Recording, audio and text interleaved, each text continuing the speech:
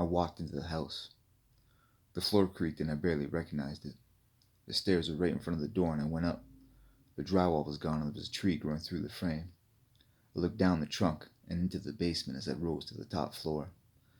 I gave a quick look at the charred remains and descended. At the bottom of the stairs, I turned the corner into the living room and passed through it into the kitchen.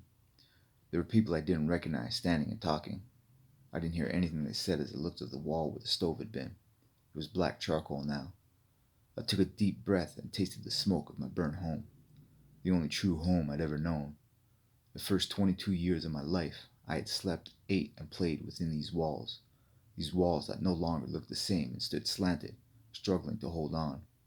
I feared it would collapse if I exhaled too strongly. I turned and went back through the living room. I had noticed my father sitting there with a box on his lap. He looked older than I'd ever seen him. I hadn't seen him in 15 years. I sat beside him on the tattered Chesterfield. The box was filled with pictures and little trinkets. I pointed at one. "Who's that with Grandpa?" "I don't know. I just thought he looked nice."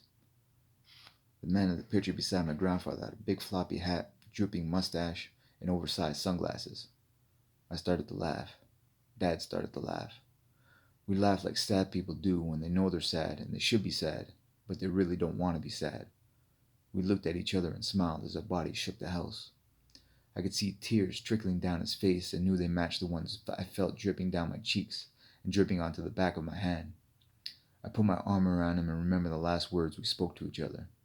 "I love you, son." Yeah. I woke up from the dream not knowing what it was or what it meant, but I felt joy, peace. That's called The Burnt House, and it's one of 11 short stories in my new book, The Old City and Other Recounted Dreams. You can send me a message if you want to get a copy. It's only available at the Printed Word right now in Dundas, but it should be at a few more stores after Christmas. Take care.